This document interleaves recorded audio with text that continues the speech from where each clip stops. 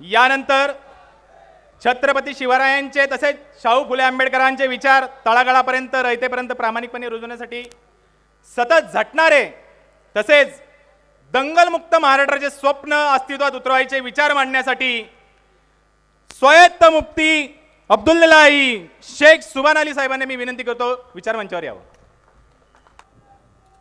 जगाला अष्टांग मार्गाद्वारे शांतीचा संदेश देणारे तथागत गौतम बुद्ध, जगाला प्रेमाचा संदेश देणारे येशू ख्रिस्त, आईच्या चरणी स्वर्ग असल्याचे सांगून शूद्र समजल्या जाणाऱ्या स्त्रीला सर्वोच्च स्थान प्राप्त करून देणारे मोहम्मद पैगंबर सल्लल्लाहु अलैहि वसल्लम, जय रंजले गांजले त्यासी म्हणे जो आपुले, तोची साधू ओळखावा देव तेथेची जाणावा, असे सांगून छत्रपती शिवाजी महाराजांना रंजल्या गांजल्याचं स्वराज्य स्थापन करण्याची प्रेरणा देणारे संत तुकाराम महाराज, राष्ट्रमाता राजमाता मासाहेब जिजाऊ, कोळवाडी भूषण, मानव प्रतिपालक छत्रपती शिवाजी महाराज, शिक्षणाची प्रेरणा छत्रपती संभाजी महाराज, आरक्षणाचे जनक आणि महाराष्ट्रातल्या मराठी मुस्लिमांना कुराणाचा अर्थ कळावा म्हणून कुराणाचं मराठीत भाषांतर करण्यासाठी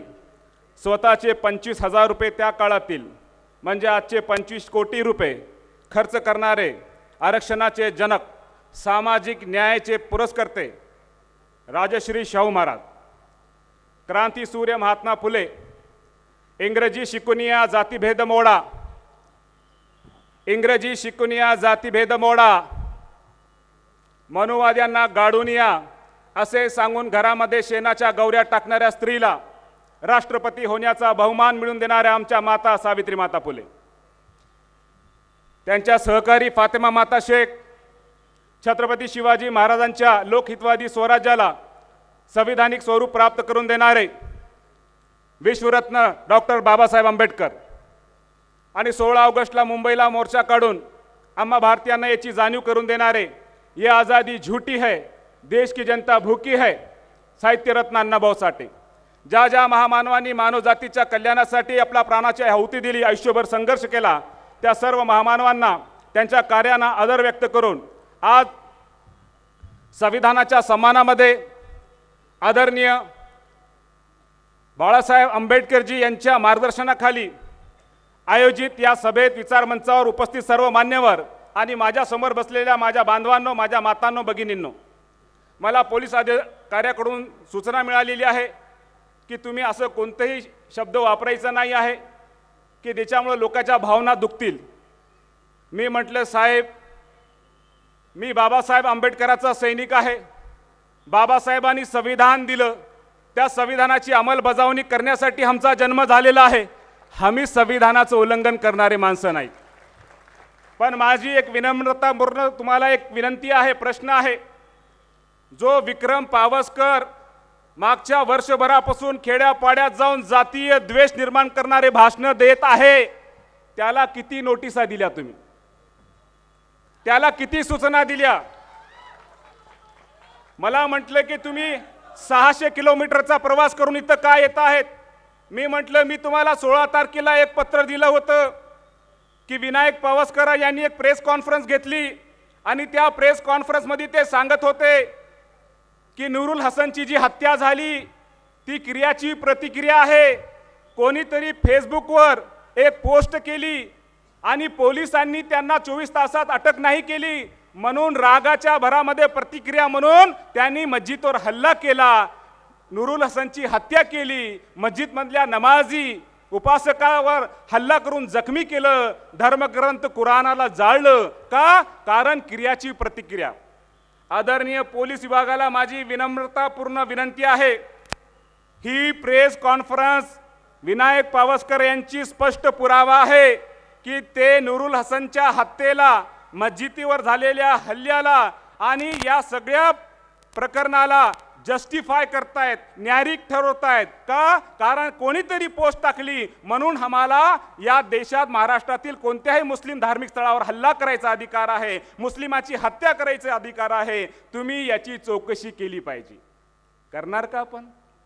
अरे माझं तुम्ही ऐकलं नाही म्हणून मी म्हटलं अरे माझं जर ऐकत नसल तर मला त्यांना सांगावं लागल ज्यांनी हा संविधान लिहिलं, म्हणून बाळासाहेब आंबेडकर आज इथं आहेत.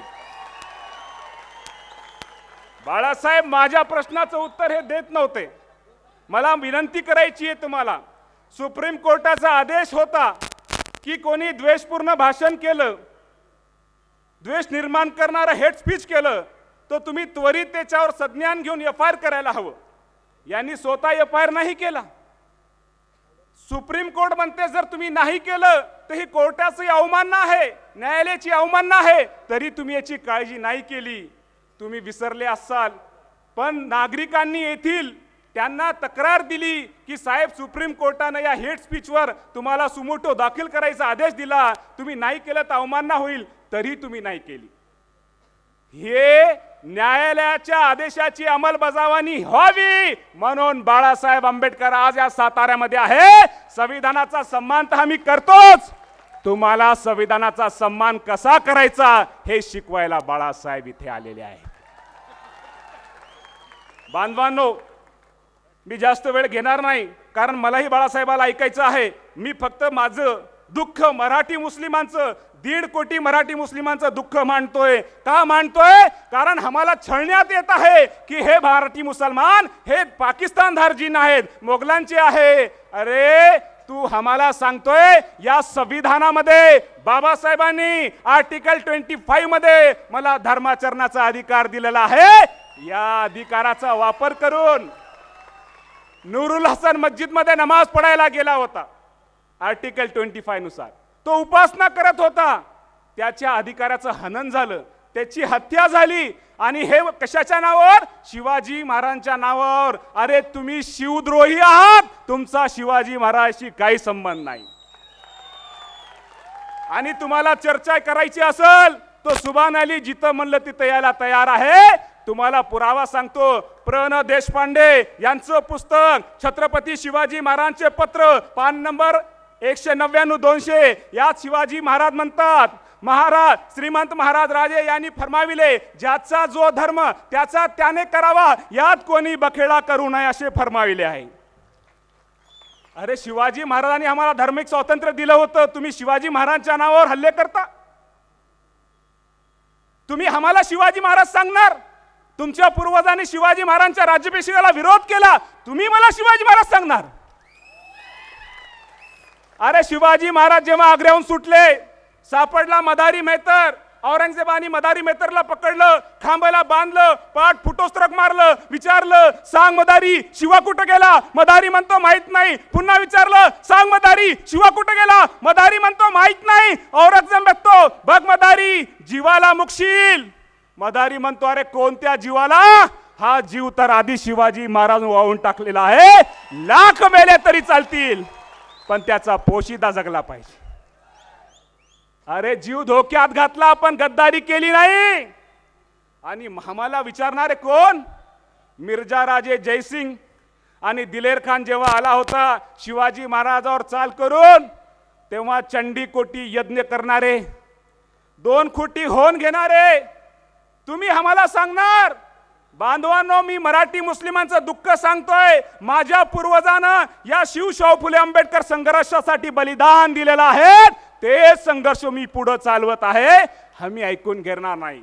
1.5 कोटी आमची संख्या असताना सुद्धा बाबासाहेब आंबेडकर जेव्हा महाडमध्ये परिषद घ्यायची होती, तेव्हा जातीवाद्यांनी सांगितलं बाबासाहेबाला कोणी जागा द्यायची नाही.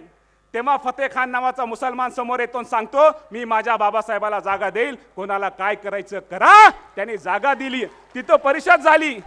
आज तिथं विजय स्तंभ आहे दादा महाड येथे. मी त्यांच्या नातवाला मोहम्मद अलीला भेटून आलो.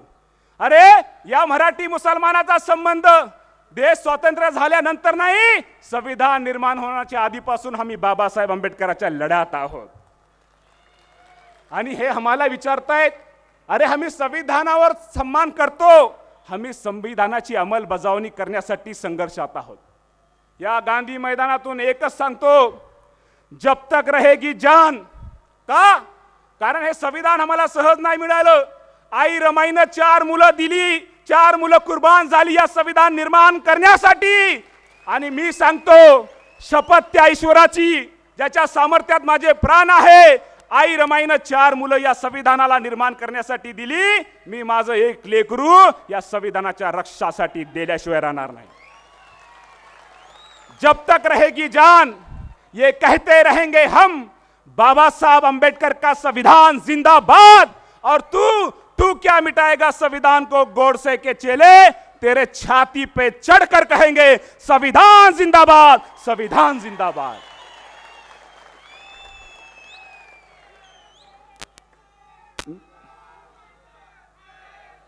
आणि हे आम्हाला सांगतायत, धर्म आम्हाला सांगतायत.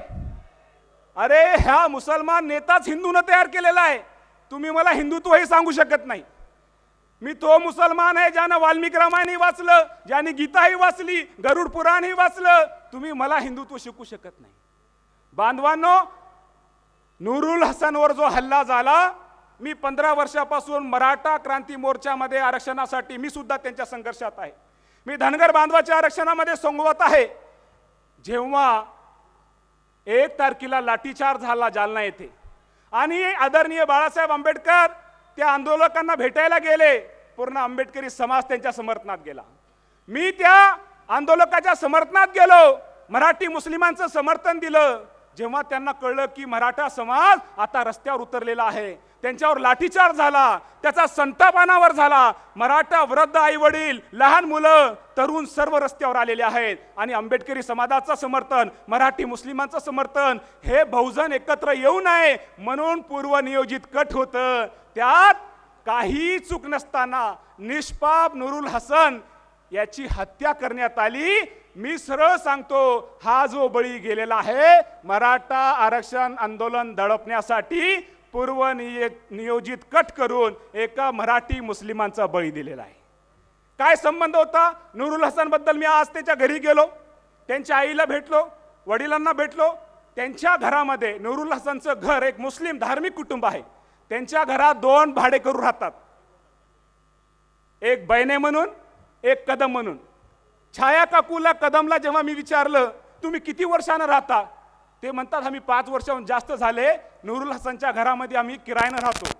मी म्हणलं हे धार्मिक कुटुंब आहे नूरुल हसनचं, तुम्हाला काही त्रास झाला का, कधी तुमच्या धार्मिक भावना दुखावल्या का? ते म्हणतात आमच्या मुलासारखा होता हो, तो गेल्यानंतर आम्हालाही खूप दुःख झालं. या मुस्लिम घरामध्ये किरायानं राहताना आम्हाला कधीही वाटलं नाही हे मुसलमान आहेत आणि आम्ही यांच्या घरात किरायानं आहोत, हे आम्हाला आमचंच घर वाटायचं.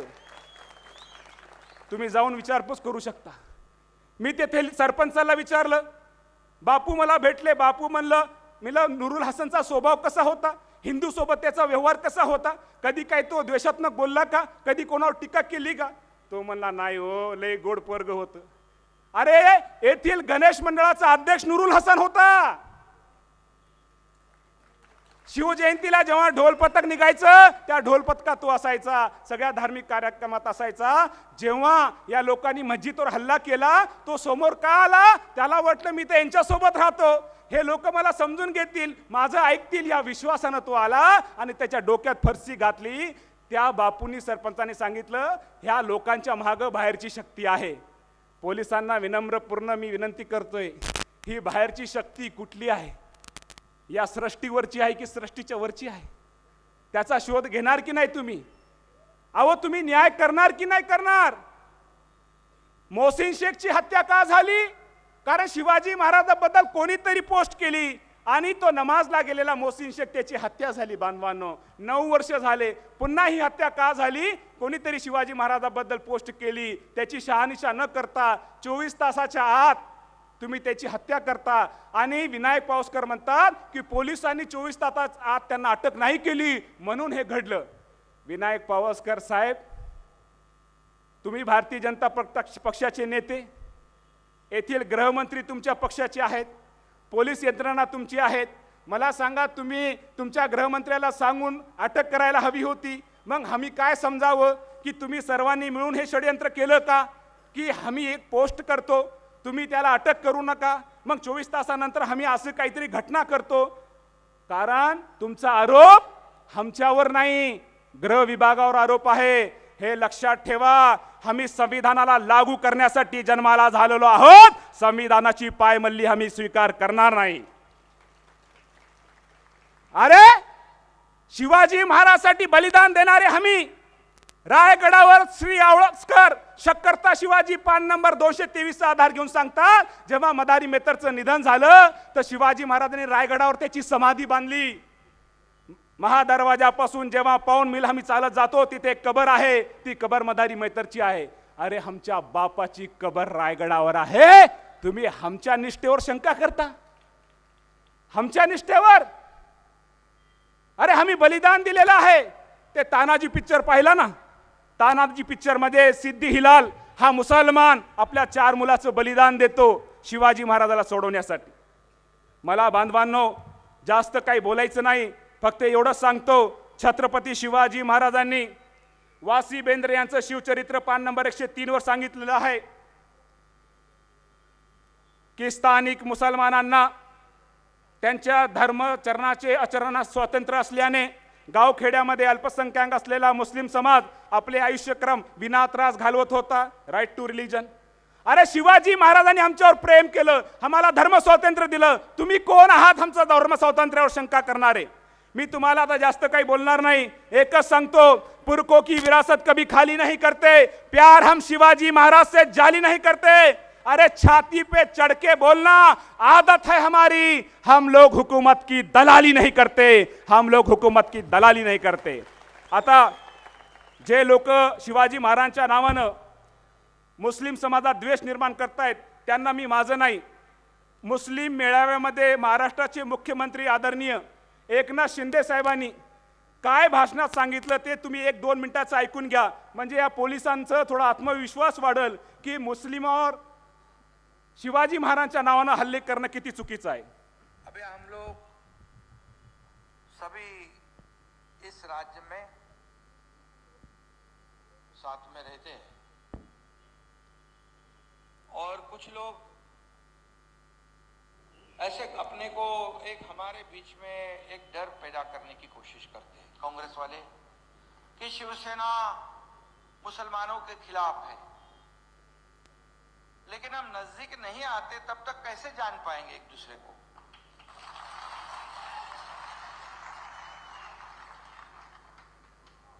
आज छत्रपति शिवाजी महाराज के जमाने से हम देखेंगे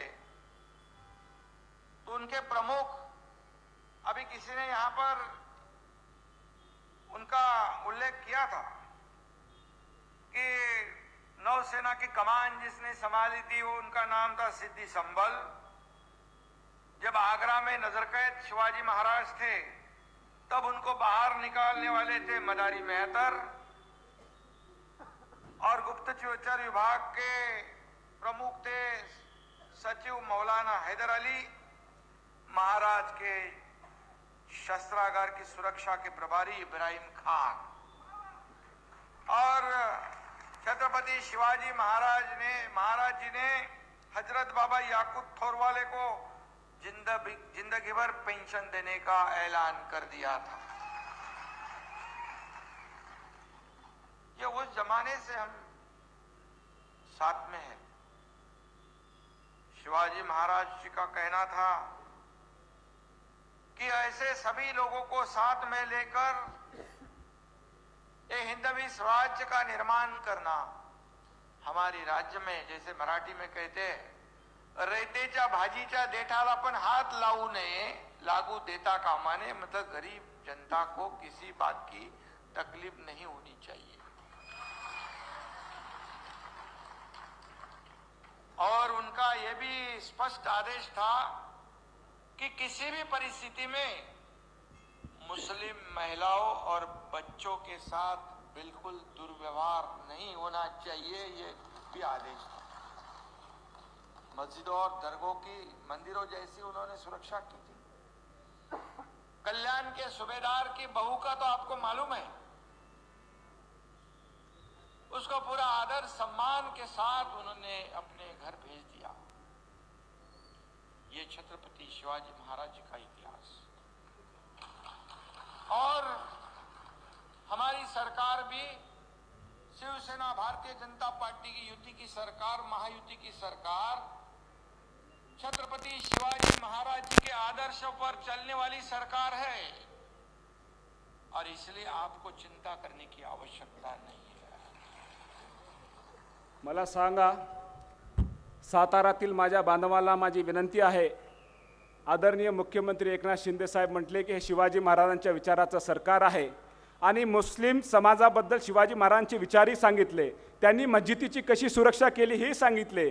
मुस्लिम महिलांचे आणि मुलांना त्रास होऊ नये हे सांगितलं. माझा प्रश्न आहे पोलिसांना, मग जर मुख्यमंत्र्यांचे हे विचार आहे, शिवाजी महाराजांचे हे विचार आहे, तर मस्जिदवर हल्ला करणारे कोण आहेत? हे कोणाचे विचार आहेत?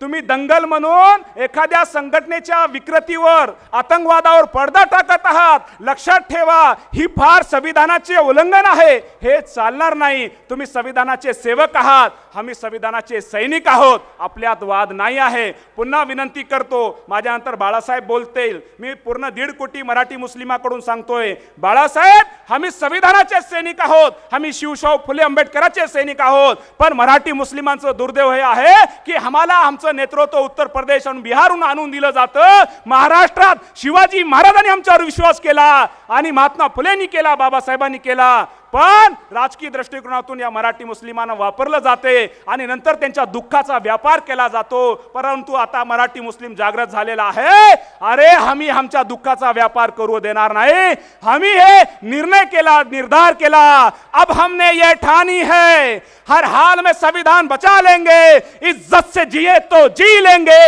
या जाम शहादत पी लेंगे, या जाम शहादत पी लेंगे. फार फार धन्यवाद.